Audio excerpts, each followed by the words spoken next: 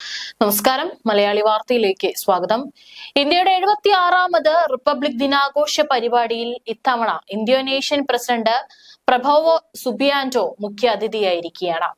ഇന്ന് രാവിലെ 10:30 രാഷ്ട്രപതി ദ്രൗപദി മുർമു ദേശീയ കർത്തവ്യ പഥിൽ എത്തുന്നതോടെയാണ് പരേഡിന് തുടക്കമായത്. കര, വ്യോമ, നാവികസേനകളുടെ പ്രകടനത്തിനൊപ്പം മറ്റ് സംസ്ഥാനങ്ങളുടെ 31 നിശ്ചല ദൃശ്യങ്ങളും പരേഡിൽ അണിനിരക്കും.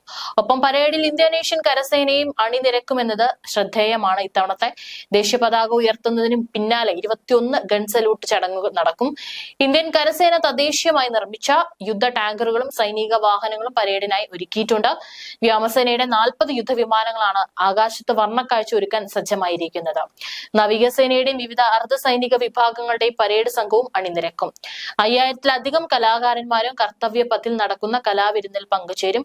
റിപ്പബ്ലിക് ദിനാഘോഷ പരിപാടികൾ കണക്കിലെടുത്ത് ഡൽഹിയിൽ കനത്ത സുരക്ഷയാണ് ഒരുക്കിയിരിക്കുന്നത്. വിവിധ നഗരങ്ങളിലും കനത്ത സുരക്ഷാ ക്രമീകരണമുണ്ട്.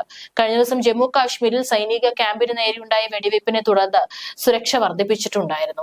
രാജ്യത്തെ വിവിധയിടങ്ങളിൽ നിന്നുള്ള 34 വിഭാഗത്തിൽപ്പെട്ടവർക്കാണ് പരേഡ് കാണുന്നതിനായി സർക്കാരിന്റെ ക്ഷണം ഇത്തവണ ലഭിച്ചിരിക്കുന്നത്. ഇതിൽ നിർമ്മാണ തൊഴിലാളികളും ആശാ വർക്കർമാരും അംഗനവാടി തൊഴിലാളികളും ഉൾപ്പെട്ടിട്ടുണ്ട്. ഇതിനു പുറമെ ഗ്രാമീണ സർപഞ്ചുമാർ, ദുരന്ത നിവാരണ പ്രവർത്തകർ, community resource person, PM Yashasvi പദ്ധതിയിലെ ഗുണഭോക്താക്കൾ, കൈത്തറി കലാകാരന്മാർ, കരകൗശല തൊഴിലാളികൾ, വിവിധ പദ്ധതികളിൽ ഉൾപ്പെട്ട ആദിവാസി ഗുണഭോക്താക്കൾ തുടങ്ങിയവരും സർക്കാരിന്റെ അതിഥികളാണ്. പ്രധാനമന്ത്രി ദേശീയ പതാക ഉയർത്തുന്നതിന് പിന്നാലെ 21 ഗൺ സല്യൂട്ട് ചടങ്ങും നടക്കും. ഇക്കുറി 352 പേരടങ്ങുന്ന ഇന്തോനേഷ്യൻ കരസേനയിലെ സൈനികരും പരേഡിൽ പങ്കെടുക്കും. ബൂട്ടണിഞ്ഞ് ചിട്ടയോടെ ചുവടുവെച്ച് രാജ്യത്തെ അഭിവാദ്യം ചെയ്യാൻ ഇന്ത്യൻ കരസേനയുടെ പരേഡ് സംഘം കർത്തവ്യ പഥിൽ എത്താൻ എല്ലാ തയ്യാറെടുപ്പുകളും ഇതോടെ പൂർത്തിയാക്കി കഴിഞ്ഞു. ഒപ്പം കരസേനയുടെ സംഗീത വിസ്മയം ഒരുക്കി ബാൻഡ് സംഘവും കുതിരപ്പട്ടാളവും എല്ലാം തന്നെ കർത്തവ്യ പഥിൽ റെഡിയാണ്. ഇന്ത്യൻ കരസേന തദ്ദേശീയമായി നിർമ്മിച്ച യുദ്ധ ടാങ്കറുകളും സൈനിക വാഹനങ്ങളും പരേഡിനായി സജ്ജമാണ്. വ്യോമസേനയുടെ 40 യുദ്ധവിമാനങ്ങളാണ് ഇത്തവണ ആകാശത്ത് ഇന്ന് വർണ്ണക്കാഴ്ച ഒരുക്കുന്നത്. നാവികസേനയുടെ വിവിധ അർദ്ധ സൈനിക വിഭാഗങ്ങളുടെ പരേഡ് സംഘവും 31 നിശ്ചല ദൃശ്യങ്ങൾ പരേഡിനൊപ്പം അണിനിരക്കും. ഒപ്പം 5000 കലാകാരന്മാരും കർത്തവ്യ പഥിൽ കലാവിരുന്നിന്റെ ഭാഗമാകും. റിപ്പബ്ലിക് ദിനാഘോഷ പരിപാടികൾ കണക്കിലെടുത്ത് രാജ്യ തലസ്ഥാനം കനത്ത സുരക്ഷയിലാണ്. ഏതായാലും അവിടെ നിന്നുള്ള ദൃശ്യങ്ങളും പുറത്തു വന്നിട്ടുണ്ട്. ഏതായാലും ഇന്തോനേഷ്യൻ പ്രസിഡന്റ് ഇന്ത്യയിലെത്തിയതിന് പിന്നാലെ തന്നെ പ്രതിരോധത്തിലും വിതരണ ശൃംഖലയിലും ഒന്നിച്ചു പ്രവർത്തിക്കാൻ ഇന്തോനേഷ്യ ധാരണയായിട്ടുണ്ട്. പ്രധാനമന്ത്രി നരേന്ദ്രമോദിയും ഇന്തോനേഷ്യൻ പ്രസിഡന്റ് പ്രബോവോ സുബിയാന്റോയും ന്യൂഡൽഹി ഹൈദരാബാദ് ഹൌസിൽ നടത്തിയ കൂടിക്കാഴ്ചയിലാണ് തീരുമാനമുണ്ടായിരിക്കുന്നത്.